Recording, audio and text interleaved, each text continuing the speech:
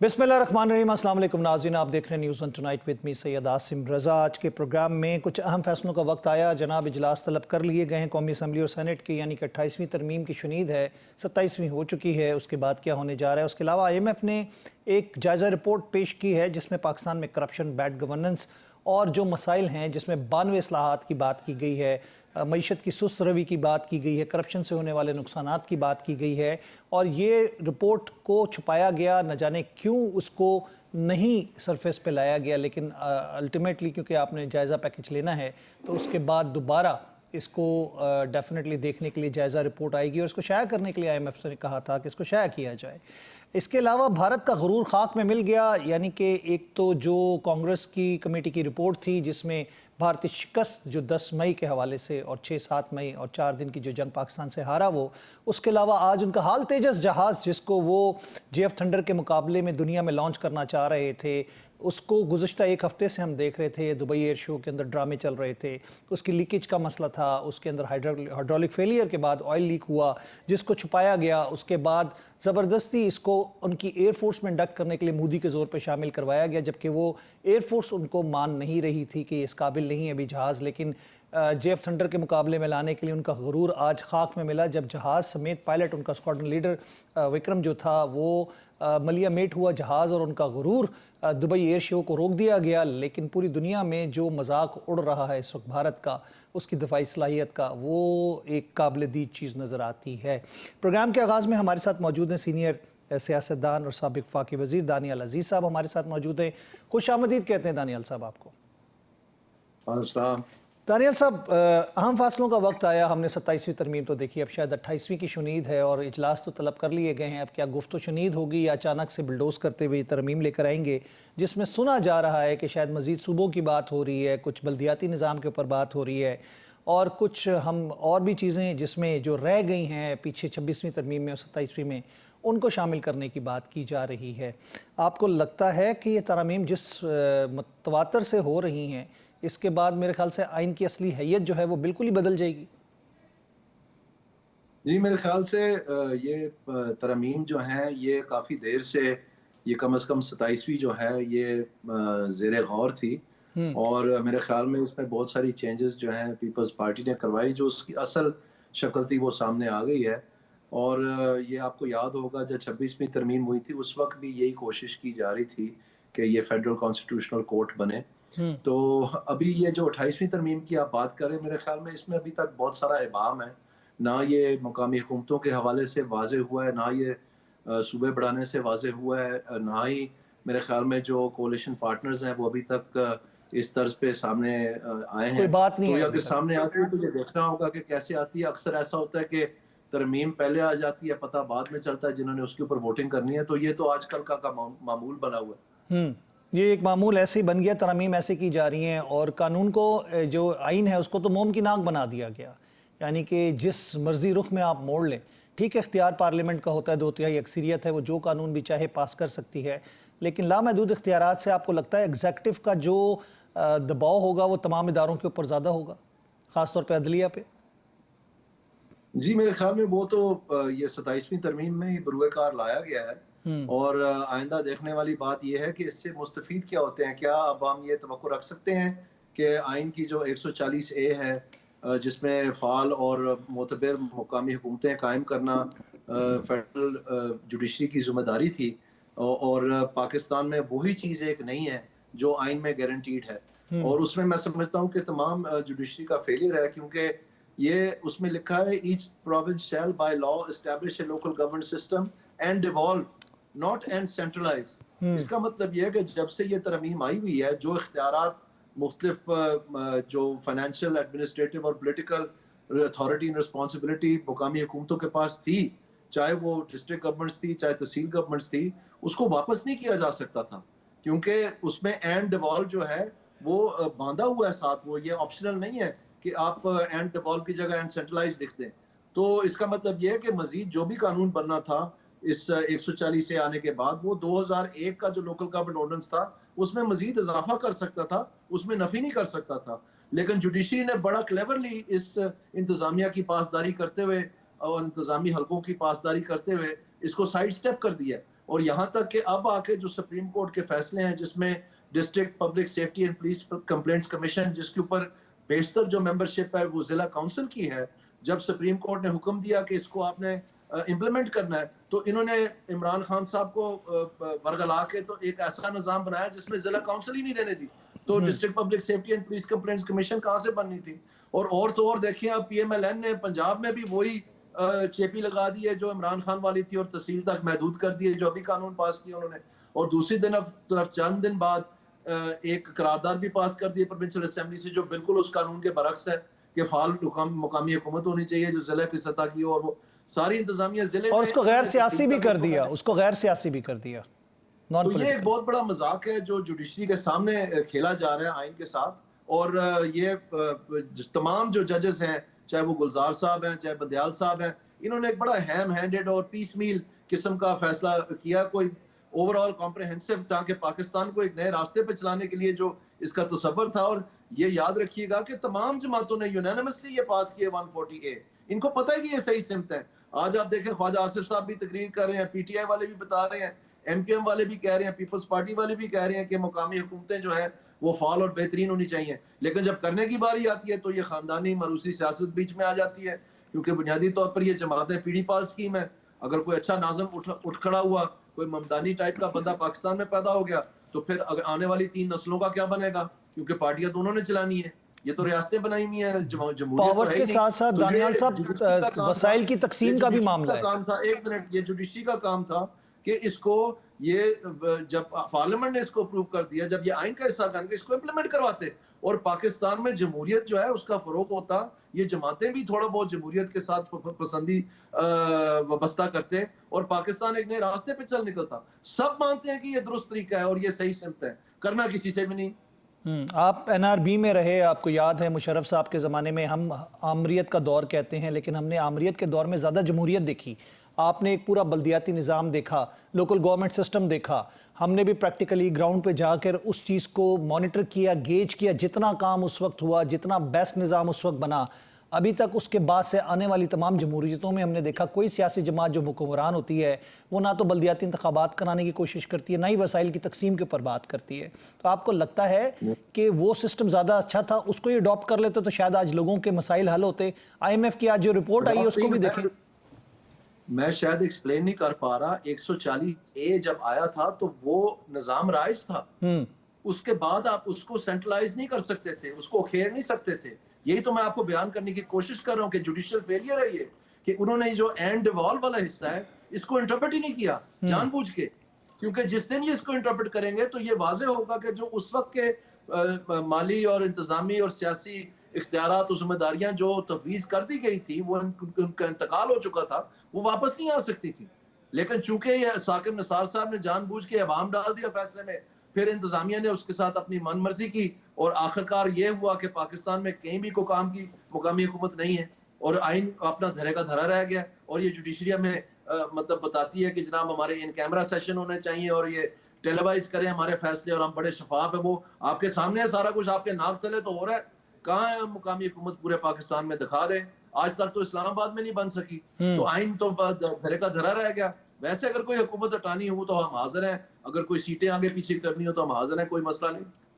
ठीक है दानियाल साहब, IMF की जो रिपोर्ट आई है, जायज़ा रिपोर्ट आई है, जिसमें बदनवानियों के हवाले से, गवर्नेंस के हवाले से उन्होंने खदशात का इजहार किया है और 92 इस्लाहात उन्होंने लाजमी करार दी हैं अगर हम अपना IMF का पैकेज उनके साथ कंटिन्यू करते हैं। करप्शन, कमज़ोर हुक्मरानी, सुस्त मईशत, पाकिस्तान की गवर्नेंस पर आलमी ये चार्जशीट हम इसको कहें, इस रिपोर्ट को छुपाया जा रहा था, लेकिन ये मंजर आम पर आ ही गई क्योंकि इसको लाए बगैर भी आप अपने IMF के साथ डील नहीं कर सकते थे, क्योंकि कंपल्शन थी कि इसको शाया किया जाए। आपको क्या लगता है कि ये करप्शन, हमने तो बड़ी बातें सुनी कि जी हमने करप्शन के खात्मे के लिए ये काम किया, वो काम किया, हम बैड गवर्नेंस से गुड गवर्नेंस पे आ गए? मेरे ख्याल में जी ये इसको जो छुपाया जा रहा था, इसी बात में सारे राज है। दर हकीकत इनको इसके आगे होना चाहिए था और सब ना सिर्फ ये करते, बकाया इकदाम बताते कि हम क्या कर सकते हैं। लेकिन इन हुकूमतों को, इन सियासी जमातों की, ये इंतजामिया की बनाई हुई है और बुनियादी तौर पर इसमें जो शिकें हैं सारी वो इंतजामिया के बारे में, और इंतजामिया नहीं चाहती तब्दील होना, वो स्टेटस को की अलामत है। और इसीलिए ऐसी जमातें उन्होंने बनाई हैं जिनके अंदर कोई ऐसी सख्त ही नहीं है, ऐसा थिंक टैंक ही नहीं है, ऐसी सोच ही नहीं है। अभी आप देखिए हमारे मुल्क में मुआशी बहरान है, IMF के प्रोग्राम में है, तीनों जमातों के पास फाइनेंस मिनिस्टर ही नहीं है, सारे मांगे के फाइनेंस मिनिस्टर हैं। PTI के पास भी दो थे, हफीज शेख और ये शौकत तरीन साहब थे, वही पहले पीपल्स पार्टी के थे, उनके पास भी अपना नहीं था। और अभी आप देख लें औरंगजेब साहब आ गए हैं, जब जिनका कभी नामो निशान ही नहीं सुना नून लीग ने इससे पहले। तो ये मुंह बोलता सबूत है कि इनके पास किसी किस्म के हल नहीं है। देखिए केयरटेकर गवर्नमेंट ने भी बहुत अच्छी तरह IMF का प्रोग्राम चला लिया था, तो अगर IMF का ही प्रोग्राम चलाना था तो फिर केयरटेकर ही चलने देते। ये साथ कहते हैं कि हमने सियासी साख तबाह की है, और भैया आपने क्या सियासी साख तबाह की है? आपकी वैल्यू एडिशन है क्या? आपने क्या टैक्स में बढ़ोतरी की है? 200 अरब का तो अभी भी खसारा आ रहा है पहली तिमाही में ही, और पिछले साल 620 अरब का खसारा था जो IMF ने आपको माफ कर दिया, फिर भी आप नहीं पूरा कर सके, और आपने डेवलपमेंट बजट कट कर दिया। जो फेडरल फॉरेन डायरेक्ट इन्वेस्टमेंट है वो इस साल पहली तिमाही में 26% कम हो गया पिछले साल से, जो कि सबसे बदतरीन साल था बजाते खुद। और इस तरह से आप देखें आपकी तमाम फॉरेन एक्सचेंज जो है ये रोल ओवर की है, 13.6 बिलियन डॉलर आपने फ्रेंडली कंट्री से रोल ओवर करके तो ये चला रहे हैं। अब आप नया कर्ज इस साल में जो पिछला साल गुजरा है 10 ट्रिलियन आपने नया कर्ज ले लिया। आपने कौन सी सेविंग की है, कौन सी राइट साइजिंग की है? सिर्फ डेवलपमेंट बजट कट करना तो कोई बहादुरी नहीं है। आप कह रहे थे कि हम पेट पे पत्थर बांधेंगे, जो आपने टैक्स की बराबरी करनी थी, जिसमें रियल एस्टेट से टैक्स लेना था, वो सारे आपने माफ कर दिए। जिसमें आपने ताजर दोस्त ऐप बनानी थी वो आपने गायब कर दी, उसका अब नाम ही नहीं कोई लेता। जिसमें आपने एग्रीकल्चर टैक्स लगाना था, 2 साल हो गए इंतजार कर रही है IMF भी, वो भी नहीं लगाया, और सिर्फ सैलरी क्लास की चमड़ी उधेड़ते चले जा रहे हैं। सुपर टैक्स लगा दिया, कॉर्पोरेशनें जा रही हैं पाकिस्तान से, क्योंकि इस खिते में तवाज़ुन ही नहीं है टैक्सेशन का। यहाँ पर इतनी ज्यादा है, वो कहीं और जाके अपने मुनाफे कमा लें, उनको कोई असर नहीं हो रहा। और ये टैक्स नेट बढ़ाने का जो ये सारा धंधा इन्होंने उठाया हुआ FPR में, इसकी कहाँ इनको गवर्नेंस में बेहतरी मिली है? अब हमें बताएं ना, ये जो बिजली की चोरी है, इतनी महंगी बिजली है कि सनतकारें नहीं चल सक रही, तो इतनी महंगी बिजली में पाकिस्तान का शिकस्त तो रेख्त हो गया बेचारा गरीब आदमी। तो इसमें जो 534 बिलियन इस साल फिर इन्होंने अंदिया दे दिया कि चोरी होनी है, जो कि 3 साल पहले इन्होंने बताया था कि हम 380 पे थे, ये बढ़ती चली जा रही है। तो इनकी गवर्नेंस कहाँ है?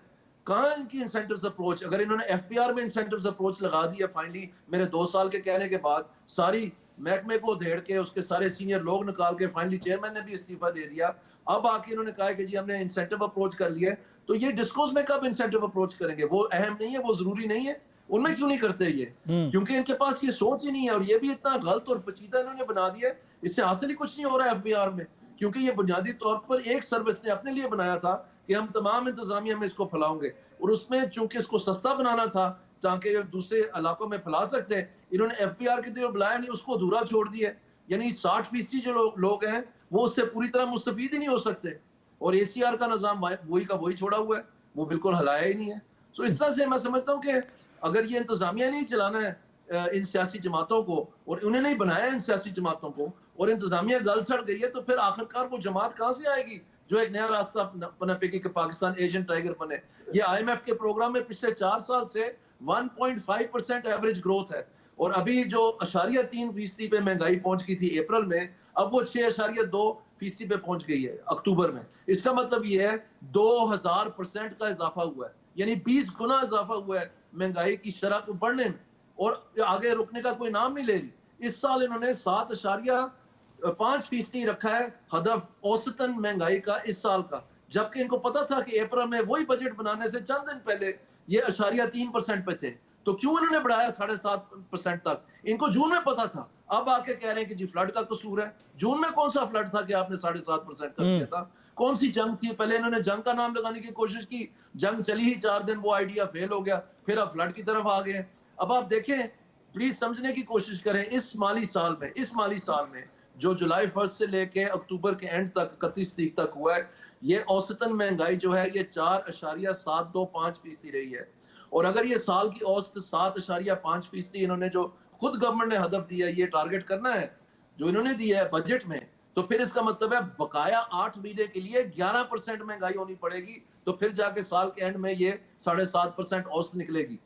तो ऑब्वियसली अगले महीने तो या इस महीने तो नहीं 11% होनी। इसका मतलब ये है कि ये महंगाई डबल डिजिट में जा रही है, और ये जब डबल डिजिट में जाएगी आपको फिर शरह सूद बढ़ानी पड़ेगी। तो क्यों इतनी जल्दी थी? क्योंकि ये बड़े बड़े कारोबारी लोगों की जो किस्त है वो सस्ती हो जाती है जब शरह सूद नीचे आती है। गरीब बेचारा को तो बैंक तक रसाई नहीं है, उसको तो महंगाई मिलती है बदले में। तो ये खामोश जो महंगाई का टैक्स है, ये फिर से काला अपना चेहरा अपना सामने आ रहा है। तो इस किस्म की गवर्नेंस में आप मुझे बताएं कि ये जो इतना कड़वा गूंड भरा है कि ये कारोबारी लोग हैं, ये पाकिस्तान की मईशत चला लेंगे, फॉरेन डायरेक्ट इन्वेस्टमेंट ले आएंगे, ये बरादरी जो है चेंबर्स में रहे हैं, ये आपस में एक दूसरे की जुबान समझते हैं, ये इनको चला लेंगे, हमें टैक्स भी ले देंगे और थोड़ी बहुत मईशत भी चलेगी। वो तो आइडिया बुरी तरह फेल हो रहा है, बहुत बुरी तरह फेल हो रहा है। ये मना ही नहीं सके, कंसेंसस ही नहीं क्रिएट कर सके बिजनेस कम्युनिटी में। लोग तो मुल्क छोड़ के जा रहे हैं, सारी कंपनीज मुल्क को, कोई दुबई शिफ्ट हो रहा है, कोई मल्टीनेशनल जो है वो धड़ाधड़ छोड़ के जा रहे हैं। अच्छा दानियल साहब, बात ये आती है कि आपने कहा सैलरीड पर्सन की चमड़ी, मैं तो कह रहा हूँ उनका तो अब दम भी निकाल दिया इन्होंने, जितना टैक्स उन पे लगा देते हैं। दूसरी बात ये है कि हर साल करप्शन और कमज़ोर हुक्मरानी से 5 से 6.5% GDP का नुकसान भी हो रहा है। इसके अलावा असासाजात और ब्यूरोक्रेसी और अफसरान के जो शाखर्चियाँ और असासाजात हैं, करप्शन का जो मंबा नज़र आता है, जिसका ख्वाजा आसिफ ने भी पिछले दिनों जिक्र किया था। अब तो असासाजात तो उन्होंने बैरून मुल्क बना लिए, नेशनैलिटीज़ ले ली हैं। अब आप उसको किस तरह गेज करेंगे? क्योंकि उनके जब भी आपको पता है किसी इदारे पे हाथ डाला जाता है, उनको कहा जाता है अपने असासे दिखाएं, तो वो आगे से आंखें दिखाते हैं और उसके बाद कोई ना कोई एक नया तूफान मुल्क में तब पैदा हो जाता है। इन सारी जमातों में से किसी जमात के पास ऐसा तजर्बा नहीं है जिसमें उन्होंने पूरे मुल्क में कोई इंतजामिया का रिफॉर्म किया हो। जो 2001 में नया निज़ाम लाया गया था और 2002 में जो पुलिस ऑर्डर नया लाया गया था, इसमें पूरे पाकिस्तान में जो टैक्सेशन का निज़ाम है, जो गवर्नेंस का निज़ाम है, हेल्थ का, एजुकेशन का, एग्रीकल्चर का, फिशरीज का, on farm management, off farm management, irrigation का, ये डिविजनल टीयर वाइंड अप करके ये जो तहसील म्युनिसिपल एडमिनिस्ट्रेशंस बनाई गई थी, ये पूरा एक ओवरऑल था गवर्नेंस का। सिविल सर्विस रिफॉर्म भी थी इसमें, टैक्सेशन रिफॉर्म भी थी इसमें, प्रोविंशियल फाइनेंस कमीशंस थी इसमें, पुलिस और ये जो प्रोसिक्यूशन सर्विस है इसका पूरा रिफॉर्म था। तो ये तजर्बा पाकिस्तान में इन सियासी जमातों के पास है ही नहीं।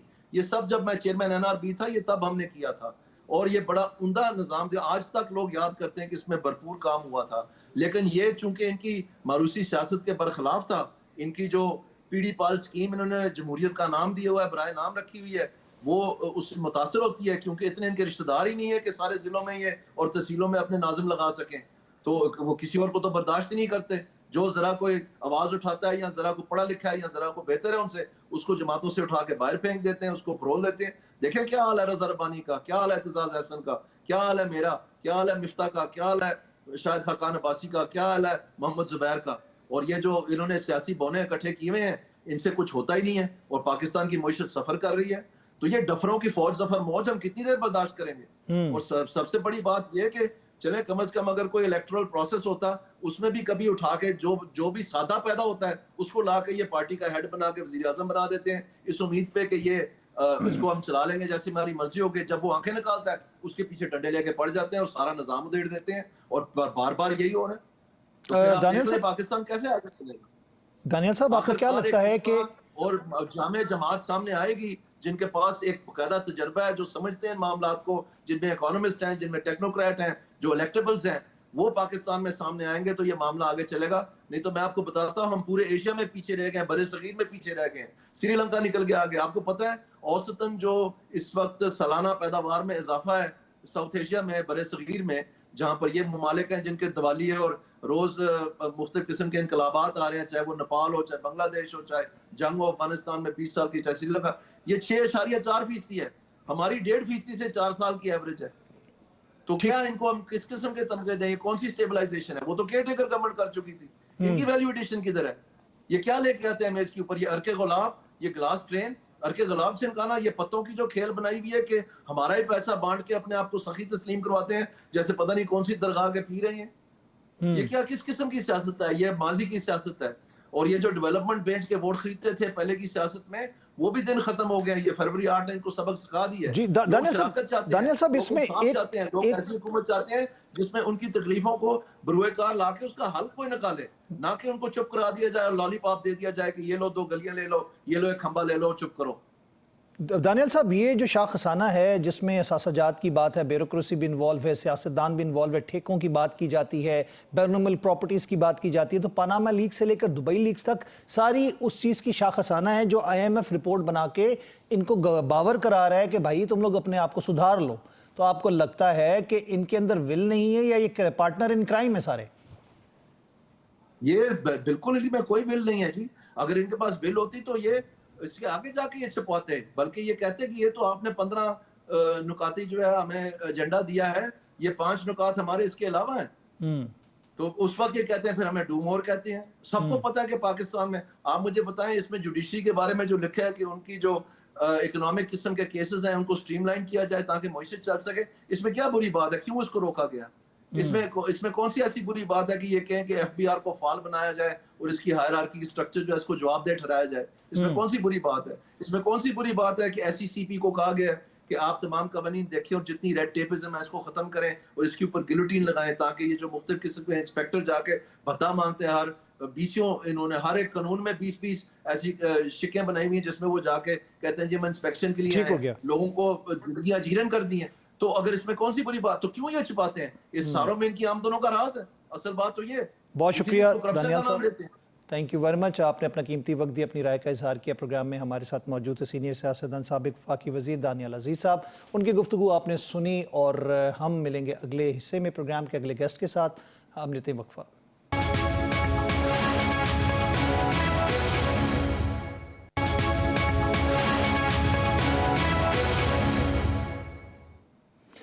कहा जाता है जी, कौवा चला हंस की चाल, अपनी चाल भी भूल गया।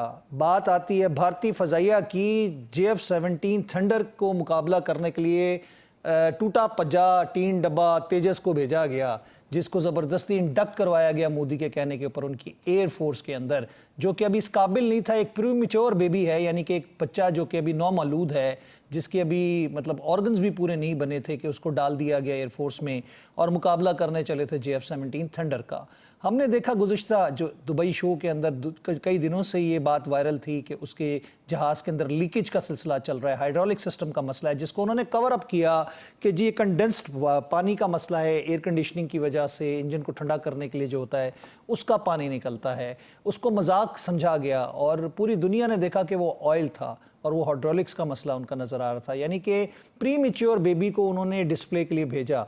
उसके बाद आज उनका वो गरूर जो है, जो पहले हमने गिराए थे, बात तो वही है कि गिरे हुए को और क्या गिराना, लेकिन आज उनका तेजस भी ज़मी बोस हुआ, समेत स्क्वाड्रन लीडर विक्रम के, जो कि उनका बड़ा ही बासलाहियत पायलट था और उसको इतना मौका नहीं मिल सका कि वो उससे इजेक्ट कर सकता। तो आज भारत का गरूर खाक में मिला। और इसके हवाले से बताता चलूँ कि JF थंडर का इतना खौफ और इतना उनको तजस्सुस था कि उनकी एयरफोर्स और नेवी के लोग जाके उसके साथ तस्वीरें खिंचवा रहे थे। ये गौर से देख रहे थे कि ये यही शेर है जिसने हमारी दुर्गंध बनाई थी 10 मई, 6 मई और 7 मई को। और उसके बाद जो हाल किया एयरफोर्स का, तो आज वो तेजस ने उनकी रही सही साख डुबो दी और खाक में मिला दी। उसके अलावा हम बात करेंगे अमेरिकन कांग्रेस की जो रिपोर्ट आई है और उसमें जो उन्होंने भारत की शिकस्त को और भारत पाकिस्तान की आर्मी की और फ़ौज की फतह को उन्होंने ऐलान किया। और उसके अंदर उन्होंने 109 मुकामात का भी जिक्र किया कि जिसमें पाकिस्तान ने प्रिसाइज्ड, जिसे कहते हैं ना, प्रिसिशन स्ट्राइक्स के ज़रिए उनको मिलिट्री टारगेट्स को हिट किया, कोई सिविलियन डैमेज नहीं किया, लेकिन यह है कि उनको तबाह बर्बाद कर दिया, उनके राफेल तैयारे गिराए। इन्हीं हवालों से गुफ्तगू करने के लिए हमारे साथ मौजूद है ब्रिगेडियर रिटायर्ड मसूद अहमद खान, दिफाई तज्जियाकार हैं। खुशामदीद कहते हैं ब्रिगेडियर साहब आपको। जी बहुत शुक्रिया। आज तो जो गरूर था जो भारत का, वो खाक में मिला और पूरा एयर शो के अंदर एयर शो रोकना पड़ा, दुनिया ने तमाशा देखा और उसके जो शेयर्स थे वो भी ज़मी बोस हुए। पहले तो हमने राफेल के शेयर्स गिराए, हमने MKI सखोई के गिराए, हमने MiG-29 के गिराए, उनके जहाज़ गिरा के। अब तो रही सही कसर जो तेजस ये बड़ा एक गरूर से कहते थे, सेल्फ रिलायंस की बात करते थे, आज गरूर मिल गया खाक में। जी हाँ, बिल्कुल ऐसा ही हुआ। देखें कि अनफॉर्चुनेटली ये जो दुबई एयर शो है, it is a very important show, after every 2 years ये होता है। और इस दफ़ा इस शो में 115 कंट्रीज ने हिस्सा लिया और 200 एयरक्राफ्ट इन्होंने यहाँ पे डिस्प्ले पर रखा हुआ था। बेसिकली मार्केटिंग होती है और यहाँ से अपने जहाज़ों को बेचने के लिए, लोगों को मोटिवेट करने के लिए ये जहाज़ यहाँ पे लाए गए थे। और जिस तरीके से इसके बाद देखें कि इस मुकाबला शुरू होने से पहले जब जहाज डिस्प्ले हुए तो आपने देखा होगा, हम सब ने देखा कि वीडियोस भी आई और इसके बाद पिक्चर्स भी आई कि एक तेजस जहाज वाज ड्रिपिंग फ्लूइड और उसको फिर देखा गया कि जो उनके टेक्नीशियंस थे वो वहां पे शॉपर्स लेके they were trying to catch that fluid और या उसको कंटेन करने की कोशिश कर रहे थे। उधर ही सवाल खड़े हो गए थे कि एक तो इनकी जो हैंडलिंग है टेक्नीशियंस की वो अजीब गरीब थी। सेकंड, जहाज की रिलायबिलिटी पे उस वक्त सवाल पहुंचा तो लोगों ने पूछना शुरू कर दिया। फिर जहाज के जो उनका बिल्डअप जो हुई है उस पर भी सवालात है। सो रेपुटेशन उस दिन इसकी ऑलरेडी डाउटफुल हो गई थी ऑफ तेजाज की। और आज जो वाकया हुआ उसके बाद से तो वो चीजें देखें कि कंफर्म हुआ कि ये जो जहाज जो गिरा, देखें इसमें अभी रीजन सारे आ रहे हैं। तो अभी देखें कि इन्होंने इस जहाज को यहाँ पे भेजा था पॉलिटिकल सिंबोलिज्म के पॉइंट ऑफ व्यू से कि जो वो स्लोगन मोदी साहब लगा रहे थे कि आत्म जो निर्भरता सेल्फ का, रिलायंस पे हम आत्म निर्भरता, नबिर निर्भरता। खबर था उसमें कि सेल्फ रिलायंस पे हम जा रहे हैं। तो वो उस कोशिश में थे। और इस जहाजों के लिए आप देखें कि जो सेवरल एयर चीफ जितने थे और कई सालों से एयर चीफ जो इंडिया के थे उनका अपना कंसर्न था, वो चाह रहे थे इसकी इम्प्रूवमेंट हो, वो क्वालिटेटिव ये नहीं है। और फिर ये जहाज देखे डिकेड्स ओल्ड हैं और लेकिन ये मतलब 80s में इनका काम स्टार्ट हुआ था। और अभी इन्होंने तेजास वन जो थे इन्होंने वन जो थे उन्होंने हैंड ओवर किए थे। बाकी मार्क 1A ये जो आज जहाज क्रैश हुआ ये अभी उन्होंने डिलीवर करने बाय 2028 तक करने थे और 83 जहाज देने थे। लेकिन इससे ये पता चला कि जहाज में देखें कि एक तो जो सिस्टम में मसाइल आ रहे हैं, फ्यूल सिस्टम में मसाइल इसके हाइड्रोलिक सिस्टम में हैं और बहुत सारे ऐसी चीजें हैं। टेक्निकली जहाज जो है डिक्लेयर हुआ है कि ऑलमोस्ट कि इसके में बहुत सारे फॉल्ट्स थे जिसकी वजह से एरोडायनेमिक्स या जिसको करते हुए ये कंट्रोल से बाहर चला गया और जो इसका सिस्टम था वो इसने रिस्पॉन्ड नहीं किया। अच्छा ब्रिगेडियर साहब, ब्रिगेडियर साहब, अगर इसकी वीडियो अगर हम देखें, अगर हमारी स्क्रीन पे अगर दोबारा आती है तो ये जो मनूवरिंग हो रही थी, जो एयर कॉम्बैट के लिए डिस्प्ले किया जाता है, जो शार्प टर्निंग की बात की जाती है, मतलब क्यूबनेट बनाने की बात की जाती है या फिर लूप बनाने की बात की जाती है, ये कोई इतनी मुश्किल इसने कोई डाइविंग नहीं की थी जब ये गिरा है। ये सिंपल एक कर्व टर्न ले रहा था और कर्व टर्न लेते हुए इसका सिस्टम शायद फेल हुआ है या पायलट के हाथों से कोई मेल फंक्शन हुआ है जिसके बाद जहाज जाके रनवे के साथ गिर गया। अभी देखें हम इसको एक्सीडेंट नहीं कह सकते हैं। इट इज लोगों का कंक्लूजन है इट्स अ फेलियर सिस्टम था। इट इज अ फेलियर और उसमें आप कहें कि इसमें पायलट की भी कोई गलती नहीं, आपने जहाज ऐसा बनाया। देखें ना जिस तरह इंडियन एयर चीफ पहले इस पे कंसर्न करते रहे हैं कि एक तो जहाज लेट हो गए, दूसरा अब टेक्नोलॉजी मजीद तरक्की कर गई थी, आपने वही पुराने साजो सामान इवन इंजन इसके बाहर से आ रहे हैं। तो नाम इंडिया का था तो मेरे ख्याल में बहुत सारी वजूहात थी और वो जो कंसर्न था वो अभी एस्टेब्लिश भी हुआ। लेकिन पॉलिटिकल माइलेज लेने के लिए उन्होंने इसको मार्केट करने के लिए वो जहाज लेके गए और अभी तो लोग कह रहे थे ये वही जहाज था जो ऑलरेडी 1-2 दिन पहले उसमें से लीकेज हुई थी। जी ये वही था जो डिस्प्ले के लिए रखा गया था जिसमें से लीकेज हुई थी, उसी की मनूवरिंग हो रही थी, उसी का ये एक शो था जिसको उड़ा के दिखाया जा रहा था। लेकिन अनफॉर्चुनेटली मतलब हम तो यही कहेंगे कि वो भारत का जो पायलट, जो कि बड़ा ब्रिलियंट पायलट कहते हैं पायलट था, वो अपनी जान से भी गया और ये तेजस जो इंडिया का गुरूर था उसको खाक में मिलाया। ब्रिगेडियर साहब, बात ये आती है कि इंडिया के हवाले से उसके मेरे ख्याल से बुरे दिन हैं।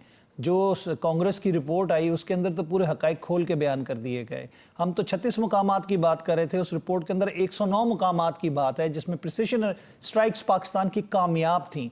उसमें यह भी बताया गया कि जो इंडिया ने अटैक किए पाकिस्तान पे ब्रह्मोस के ज़रिए या दूसरे जो ड्रोन्स भेजे या कुछ किया या अटैक किया, वो खाली जगहों पे जाके गिरे, यानी कि हमारी जो साइबर फोर्स थी उन्होंने उनके जीपीएस को डिस्ट्रैक्ट करके कहीं और भी गिरा दिया और वो कामयाब नहीं हो सके अपने टारगेट्स को अचीव करने के लिए। जबकि पाकिस्तान ने सारे मिलिट्री अहदाफ जो थे उनको हिट किया और इंडिया का बहुत बड़ा नुकसान किया और उनकी शिकस्त उसमें वाज़े तौर पर लिखी गई है। इस रिपोर्ट को आप कैसे देखते हैं? ये देखें, मैं तो इसको मैं ये कहता हूँ कि ये it is the lost nail in the coffin of the so called Indian net security provider of the region. और ये एक ऑफिशियल रिपोर्ट पर कांग्रेस को पेश की गई है विद अथॉरिटी, विद एविडेंस होता है। क्योंकि देखिए, प्रेसिडेंट ट्रम्प अगर इवन कोई बात करता है तो वो उनको फीड की जाती है, उनको ब्रीफ किया जाता है डेली बेसिस पे, तो उस बेसिस पे वो कोई स्टेटमेंट देते हैं। तो वो कंफर्मेशन हो गई। और पाकिस्तान तो शुरू से कह रहा था, अगर आपको याद हो, इस ऑपरेशन के कॉन्फ्लिक्ट के दौरान एवीएम औरंगजेब कंटिन्यूसली ब्रीफ करते थे, डीजीआईएसपीआर आते थे, वो ब्रीफिंग देते थे। और इसके बाद फिर प्राइम मिनिस्टर ने मौकों पर कहा, फिर प्रेसिडेंट ट्रम्प 56 टाइम्स कह गए कि जी 8-7 जहाज गिरे हैं, 8 जहाज गिरे हैं। फिर हमने जहाजों के टेल नंबर भी दे दिए हैं। तो वो हमारे पास वो कॉन्फिडेंस था, हम लोग थे। और फिर देखे पाकिस्तान, फिर उन्होंने ये भी लिखा कि पाकिस्तान ने चाइनीज इक्विपमेंट को यूज किया, J-10C को, HQ-9 को और PL-15 को भी प्रीवेयर। उन्होंने कहा कि हमने राफेल उससे जहाज से, J-10C से जहाज गिराए। सो मतलब ये है कि इसमें हमारे जो लोग थे, जो मैन बिहाइंड द गन था या मैन इनसाइड दैट एयरक्राफ्ट था, वो तो हमारे S-400 हमने पाकिस्तानी JF थे। थंडर से तबाह किए जाके उनके।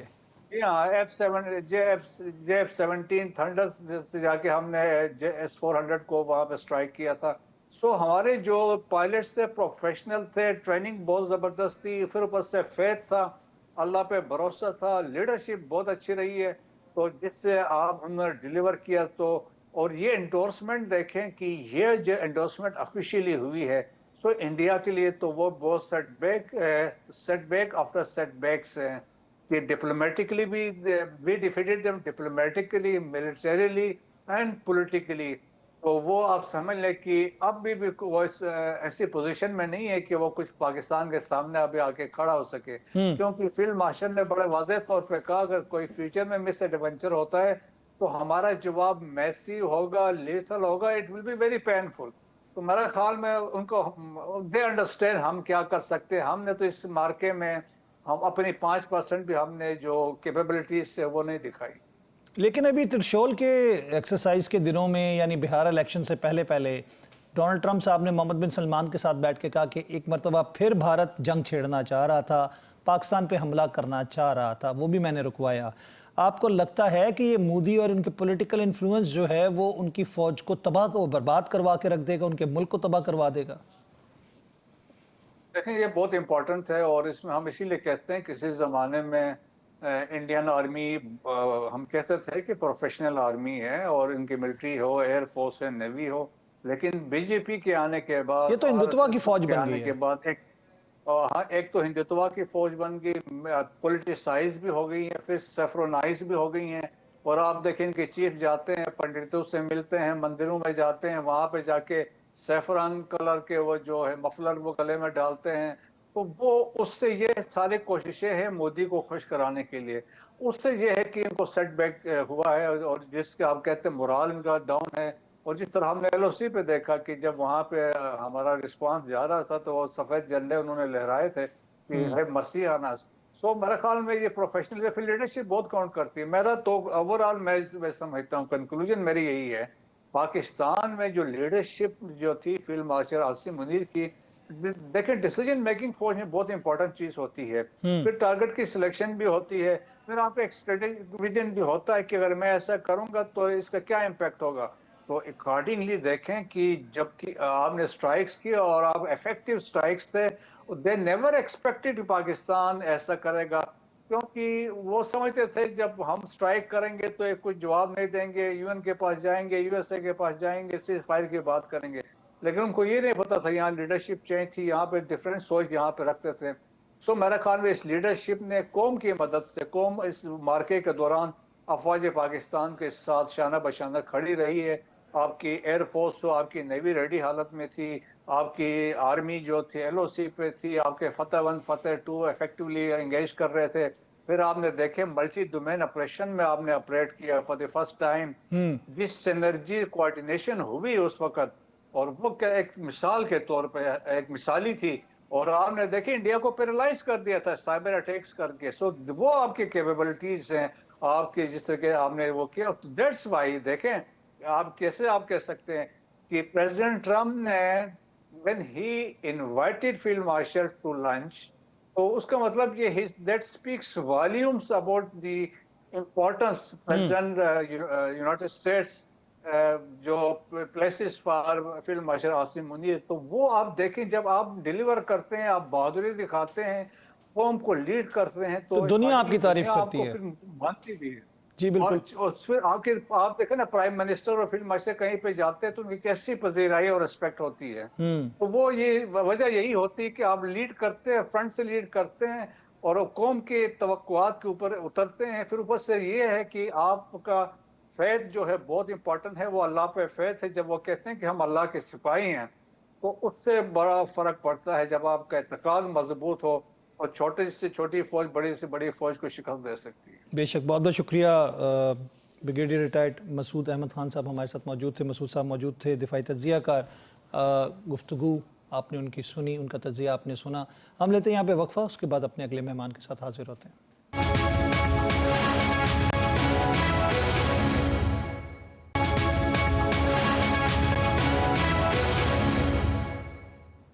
वेलकम बैक नाज़रीन, एक दफ़ा फिर खुश आमदीद कहेंगे आपका प्रोग्राम न्यूज़ वन टुनाइट में। और प्रोग्राम के हिस्से में हमारे साथ मौजूद हैं डॉक्टर खाकान नजीब साहब, साबिक मुशीर वजारत ख़जाना भी रहे हैं। आपको खुश आमदीद कहते हैं, इकोनॉमिस्ट हैं आप। डॉक्टर साहब, ये बताइएगा कि IMF की जो रिपोर्ट और एक एडवाइजरी नुकात से भरपूर रिपोर्ट आई है, जिसमें 92 इस्लाहात की बात की गई है, जिसमें करप्शन के ख़ात्मे की बात की गई है, बैड गवर्नेंस की बात की गई है, मईशत की सुस्त रवि की बात की है, और इदारों के अंदर जो ब्यूरोक्रेसी को कंट्रोल करके और उसके बाद उनके दरमियान टकराव की बात भी की गई है। इस रिपोर्ट को आप किस तरह देखेंगे, क्योंकि ये रिपोर्ट आई भी थी, इसको सरफेस पे नहीं लाया गया पहले।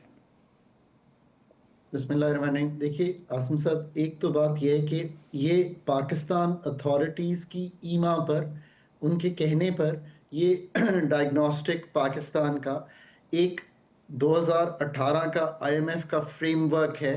उसके तहत इन्होंने ये एक पाकिस्तान पर फेडरल गवर्नमेंट और प्राइवेट सेक्टर की जो जिसे कहेंगे वर्किंग है, उसको देखते हुए ये रिपोर्ट बनाई है। सो एक तो पहले इम्पॉर्टेंट बात ये है, इसमें उन्होंने मालियाती हमारा चैलेंज, हमारे टैक्स पॉलिसी के चैलेंज, पब्लिक स्पेंडिंग के चैलेंज, मार्केट रेगुलेशन के चैलेंज, फाइनेंशियल ओवरसाइट जो फाइनेंशियल सेक्टर की है उसके challenges, AML anti money laundering के चैलेंजेस, रूल ऑफ लॉ जिसमें जुडिशरी भी आ गई है, उसके चैलेंजेस को देखते हुए एक रिपोर्ट मुरतब की है। ऑनेस्टली इफ आई से समथिंग, ऐसी कोई नई चीज नहीं है इस रिपोर्ट में जिससे हम आगाह ना हो। देखिए, सबको मालूम है कि एक रेड टेपिज्म है पाकिस्तान में, ओवर रेगुलेशन है।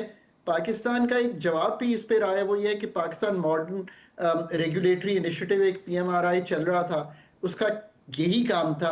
अब आप कह सकते हैं कि वो उतना कामयाब नहीं हुआ, तो उनका अब भी ये ख्याल है कि आपको बहुत से खाकान साहब, कामयाब ना होने की वजूहात क्या थी? उसको चलने नहीं दिया गया, लोगों के मफादात हैं बीच में, या मफादात का टकराव था? So that's a very very important point. जहां तक मफादात है, उस पे IMF का एक पॉइंट ऑफ व्यू ये आया है सामने, और लार्जली इससे एग्री भी किया जा सकता है कि कुछ सेक्टर्स ऐसे हैं जिनका एक जिसे कहेंगे अनड्यू इन्फ्लुएंस है इन आवर पॉलिसी मेकिंग, और वो एक एडवांटेजेस पोजीशन में आ जाते हैं, जिसको हम कहते हैं कि रेंट सीकिंग बिहेवियर हो जाता है। इसमें पावर प्रोजेक्ट्स देख लें आप, 1990 से लेकर अब तक जो हुए, जो उस पर 17% का रेट ऑफ रिटर्न दिया गया, एक्सपीडियंसी जरूर थी, but you can cite that as an example. Sugar sector as a whole की बात की है उन्होंने बारहा कहा गया है कि पाकिस्तान को क्या करना है, शुगर को डीरेगुलेट करना है, ना इंपोर्ट में जाएं, ना एक्सपोर्ट में जाएं, ना प्राइस सेटिंग में जाएं, ना खरीदने में जाएं। Let the market compete, but आपको क्रॉपिंग पैटर्न बेहतर करना है, और अगर आप ये चीजें करेंगे तो इन चीजों से निकल जाएंगे। मैं बारहा कहता हूं कि पाकिस्तान के पास अब दो तरीके हैं इस रिपोर्ट को देखने के। एक तो we can be very critical about it, which is one way to think about it. मैं देख रहा हूं कि लोग इसको क्रिटिकली कर रहे हैं, एनालाइज। मैं इसको एक एनालिटिकल एंगल से अगर एनालाइज करूं तो मैं कहूंगा कि यार, किसने ये कहा है हमें कि वीक बजटरी प्रोसेस को बेहतर ना करें? हम खुद भी मानते हैं ये बात। 17 ऐसे सब्जेक्ट हैं जो वफाक के पास हैं, जो नहीं होने चाहिए। पावर्टी वफाक का सब्जेक्ट नहीं है। ट्रेजरी सिंगल अकाउंट, मैं गवर्नमेंट में था, हमने बनाया। अगर वो फुली फंक्शनल नहीं है और उन्होंने उसका अहाता किया तो बेहतर कर लें उसको, इसमें कौन सी ऐसी बात है, करना चाहिए। अच्छा, आगे आ जाएं आप। इसी तरह आप अगर ऑडिट्स के निज़ाम को बेहतर करेंगे, कंप्लायंस एफबीआर बेहतर करेगा, अगर उसके ह्यूमन रिसोर्स की रिवैम्प की जरूरत है और उन्होंने कहा है अगर टैक्स पॉलिसी के निज़ाम को सेपरेट करके बेहतर करना है, करना चाहिए। इसमें कौन सी दो आरा हो सकती है कि ये काम नहीं होना। टैक्स के जो हमारे इस वक्त के रेट्स हैं उनको नीचे लाना चाहिए, ब्रॉड बेस करना चाहिए, retail, wholesale, property and agriculture income tax का निफाज करना चाहिए ना। ये कौन कह सकता है कि नहीं करना चाहिए? आगे सबसे इजीएस्ट वे तो आपको सैलरीड बंदा है, उसके गन पॉइंट पे आप उससे टैक्स वसूल कर रहे होते हैं, उसकी चमड़ी क्या, उसका दम भी निकाल दिया आपने। बस एक आपको मिल गया सेगमेंट, उसको आपने पकड़ा हुआ है और उसके ज़रिए आप अपने बजट के खसारों को पूरा करने की कोशिश करते हैं। खाकान साहब, बात ये नहीं है, बात यहाँ पे भी है कि इदारों के अंदर बैठे जो मगरमच्छ हैं, हम दुबई लीक्स की बात करें, पनामा की बात करें, शाखसाने सबके सामने, असासाजात किसी इदारे के आज तक सामने नहीं आए, अफसरान के नेशनलिटीज़ की भी बात हुई पिछले दिनों, आपने सुना होगा, शोशा छेड़ा था, और उसके बाद असासाजात भी बाहर बन रहे हैं। तो आप कैसे तमाम चीज़ों को इन ब्रैकेट करेंगे और ब्लैक एंड वाइट में लेकर आएंगे अवाम के सामने? क्योंकि अभी भी ये रिपोर्ट जो है बड़ी मुश्किल से अवाम के सामने पेश की गई है, इसको छुपा लिया गया था। तो देखिए, एक तो ये वो कह रहे हैं कि एसेट डिक्लेरेशन करनी चाहिए। अब आसिम, बात यह है कि you can do it either by someone telling you, और हमें खुद मुल्क में ट्रांसपेरेंसी लानी चाहिए। We should be able to make those declarations and be honest about whatever assets people hold when they are in PEP positions. PEP position क्या होती है? जिसको आप पॉलिटिकली एक्सपोज्ड पीपल पोजीशंस कहते हैं। तो ये बिल्कुल होना चाहिए, इसमें कोई दो आरा नहीं हो सकती। एनफोर्समेंट ऑफ कॉन्ट्रैक्ट्स, और उसको आप जुडिशरी से रिलेट करें, and the cases that have been stuck, जो अथॉरिटीज के, गवर्नमेंट के, आपके as a tax payer cases हैं जो फंसे हुए हैं, जिनमें बहुत से पैसे रिकवर होने हैं, और जिनको आप कहते हैं ना, वो पाकिस्तान में वर्ड यूज होता है मगरमच्छ, बड़ों से, बड़े इंडस्ट्री से, वो होने चाहिए। किसने ये कहा है कि नहीं होने चाहिए? सो अगर मैं इस लार्जली इस रिपोर्ट को देखूं, दो चीजों की तारीफ भी की है, अच्छी बात है। वो क्या है? AML का network, I was involved in the AML work. I know कि हमने किस तरह 27 पॉइंट्स के मेट्रिसेस कंप्लीट किए, री रेगुलेशंस किए, लॉज पास किए, प्रोविंसेस को साथ लेके चले, फिर हमें एक और 7 पॉइंट्स का मैट्रिक्स दे दिया गया, फिर हम ग्रे लिस्ट से निकले। सो अगर आज वो कह रहे हैं कि जी इसको और स्ट्रेंथन कर ले, we should not disagree. I think ये काम करना चाहिए। फिर फाइनेंशियल ओवरसाइट जेनेरिकली बेहतर है पाकिस्तान की। 2008 के भी फाइनेंशियल क्राइसिस में पाकिस्तान मुश्किल में नहीं आया था। अब भी पाकिस्तान लार्जली होल्ड किया है अपने फाइनेंशियल सिस्टम को। पर एक प्रॉब्लम है, गवर्नमेंट सबसे बड़ी बोरोअर है, 70-80% क्रेडिट गवर्नमेंट ले जाती है। उन्होंने इस चीज की निशानदेही की है। I wholeheartedly agree with that. Now, that is an area that Pakistan needs to improve. We must improve that area. इसमें कोई दो आरा नहीं हो सकती। अब स्टेट का कंट्रोल ओवरऑल बहुत ज्यादा है, स्टेट का फुटप्रिंट ज्यादा है, SOE से आप भी तंग हैं, सारा पाकिस्तान तंग है। खाकान साहब, बात ये होती है कि जब इसी मुश्किल हालात में मईशत की बात की जाती है, उसमें हुकूमती खराजात में कमी नहीं होती, अवाम पे और इनडायरेक्ट टैक्सेशन के ज़रिए सैलरीड क्लास के ऊपर उनको पूरा करने के लिए बोझ डाल दिया जाता है, जिसकी वजह से महंगाई भी बढ़ती है, जिसकी वजह से करप्शन भी बढ़ती है, जिसकी वजह से लॉ एंड ऑर्डर के भी मसाइल होते हैं। आपको पता है poverty is the mother of all evils. तो जब ये तमाम चीज़ें आप लोगों पे डाल देंगे और अपने खराजात को कम नहीं करेंगे, आपकी वजारतें 60-60, 70-70 आपके मुशीर और आपके वज़ीर होंगे, मैं चाहे सूबाई हुकूमतें हों चाहे वफाक की बात करें, तो हुकूमत के अपने खराजात कम करने से बहुत सारे मसाइल हल हो सकते हैं। So no one can disagree with what you're saying. IMF and many reports before this, my writings within the government saying कि pension reforms करने चाहिए, poverty वफाक का subject नहीं है, पैसे कम देने चाहिए, 17 सब्जेक्ट डिवॉल्व कर देने चाहिए, पूरा बजटरी मैकेनिज्म में जो हम ग्रांट्स देते हैं, हम जो ट्रेजरी सिंगल अकाउंट को ठीक करना है, जो बातें आपने कही हैं, ये आपने तो आम फहम जबान में कह दी है ना कि ये बिल्कुल सही है और ये करनी चाहिए। देखिए आसिम, एक चीज सोच लें, आप बार बार 24वीं बार ICU के डॉक्टर के दर पे हैं, विच इज द IMF। ये अच्छी बात नहीं है। आपको एक बहुत ही, जिसे कहेंगे ना, नादिर टाइम एंड स्पेस मिली है। और ये मैं क्यों कहता हूँ, मैक्रो स्टेबिलिटी है मुल्क में, इसमें कोई दो आरा नहीं हो सकती। एक स्टेबिलिटी सी आपको दिखाई दे रही है, जिसका मतलब है अफरात ज़र कम है, कीमतें कम बढ़ रही हैं, पर उस शरह से नहीं बढ़ रही। बैरूनी खसारा संभल गया है, कुछ अंदरूनी खसारे संभल गए। इसका मतलब यह है कि this is the space that you must utilize to जो अंडरलाइंग स्ट्रक्चर्स हैं इकोनॉमी के, जो कि ये सारी, चाहे आप पावर्टी कहें क्योंकि वेस्टेड इंटरेस्ट कैप्चर कर रहा है, उससे निकलना है, रेगुलेटरी निजाम के ओवरहैंग को कम करना है, और जो टैक्स का निजाम है उसको मसावी बनाना है, horizontal and vertical equity create करनी है। यार देखिए ना, 20-22% है अगर एग्रीकल्चर, और अगर मैं ये कहूँगा 4-5 अरब रुपया कलेक्ट होगा एग्रीकल्चर इनकम टैक्स में, जबकि 600-600 अरब आप लोग सैलरीड और नॉन सैलरीड में दे रहे हो, तो ये कहाँ का इंसाफ है? तो अगर IMF ने ये पॉइंट आउट किया तो ये पाकिस्तान के लिए कोई नई बात नहीं है यार। मैं जब गवर्नमेंट ज्वाइन कर रहा था 2008-9 में, Asim honestly I took some time off, I was abroad, तो मैंने कई रिपोर्ट्स पढ़ी, लार्जली यही बातें थी। मैंने आके 3 रिपोर्ट सरकार में खुद लिखी, एक रेगुलेटरी पे, एक स्टेट ओन्ड एंटरप्राइजेस पे जो अब भी हर साल छपती है, और एक ईज ऑफ डूइंग बिजनेस पे, saying exactly the same things. But the question we must ask is कि यार आखिर फिर हम ये कर क्यों नहीं लेते? अगर इतना अदराक है, इतनी समझ है, आसिम जैसा एंकर भी समझ रहा है, चले मेरे जैसा इकोनॉमिस्ट भी समझा रहा है, here's the answer to that question. देखिए, it is not only about the political will और कि लोगों की नीयत नहीं है। ये सारा कुछ करना अगर इतना आसान होता तो फिर सब सहारन अफ्रीका के मुल्क भी कर लेते। जिन मुल्कों ने ये काम किया है उनमें क्या चीज कॉमन है? What is the underlying theme? The underlying theme is कि they asked their doctors. Philippines में 21 इकोनॉमिस्ट थे, इंडिया में मनमोहन सिंह, मोंटेक अहलूवालिया, रघुराम राजन, मैं तो 3 इकोनॉमिस्ट का नाम दिया, और भी बहुत थे। They had put that team together of specialist professionals who had spent 5 to 10 years to get this done. आप इसी तरह जनरल पाक की हुकूमत थी साउथ कोरिया में, उन्होंने बहुत अच्छा नेशनल डेवलपमेंट रिफॉर्म कमीशन अपना बनाया था। उसमें अगेन उसी तरह के प्रोफेशनल्स थे, एक्सपोर्टर्स को बुला के वो ये कहते थे either you export or we'll take you over. Deng Xiaoping China में ये कहते थे यार creation of wealth is a good thing. Pakistan को अपना माइंडसेट तब्दील करना है। सर, मोस्ट रिसेंट अभी प्यूटन की आप मिसाल देख लें, उसने इंडस्ट्रियलिस्ट को बुला के क्या कहा था? प्यूटन की मिसाल आप देख लें, जिस तरह एक कमरे में बंद करके उसने उनसे तमाम चीजों के ऊपर एग्री करवा के फिर छोड़ा था। तो आपको भी यही करना है कि आप risk taking, entrepreneurship, global looking, global value chain का पार्ट बनता हुआ इंडस्ट्रियलिस्ट, नॉट एन इंडस्ट्रियलिस्ट जो कि खुद R&D ना करे।